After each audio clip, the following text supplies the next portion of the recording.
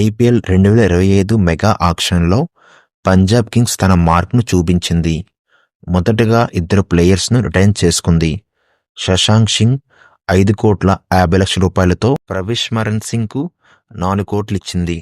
మొత్తంగా 110.5 కోట్ల రూపాయలతో ఐపీఎల్ ఆక్షన్లో పాల్గొన్నారు. మొదటి రోజులో ఎవరెవరిని వెచ్చించారో పంజాబ్ కింగ్స్ టీం ఇప్పుడు తెలుసుకుందాం.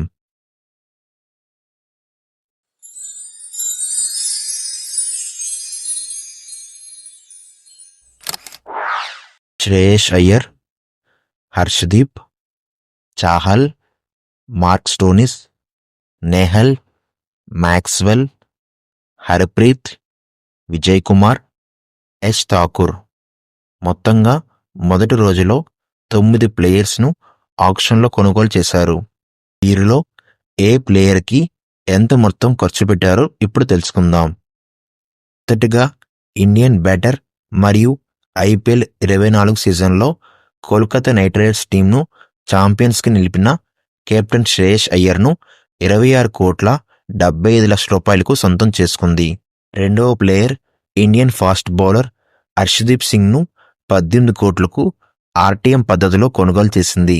ఇతడి కోసం Gujarat Titans, Delhi Capitals, Rajasthan Royals, Sunrisers Hyderabad teams పోటీ పడ్డాయి.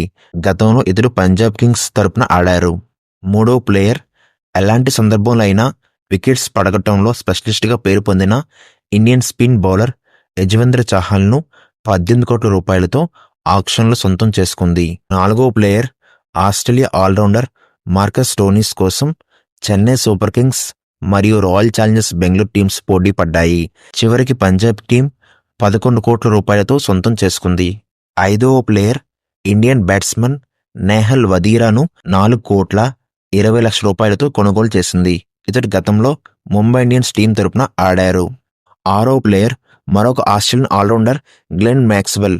గత ఏడాదిలో ఆర్సీబీకి ఆడిన ఈ ప్లేయర్ను వేలంలో 4,20,00,000 రూపాయలతో సొంతం చేసుకుంది.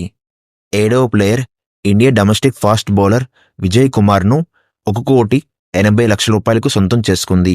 ఎనిమిదవ player Indian domestic allrounder Harpreet బర్ను 1,50,00,000 సొంతం చేసుకుంది. తొమ్మిదవ player India domestic wicket keeper Vishnu ఉన్నద్కు 95,00,000 రూపాయలతో సొంతం చేసుకుంది. ఇక పంజాబ్ కింగ్స్ టీం దగ్గర 22,50,00,000 రూపాయలు ఉన్నాయి. ఈ వీడియో చూసినందుకు ధన్యవాదాలు. మరొక టీంతో మళ్ళీ కలుద్దాం.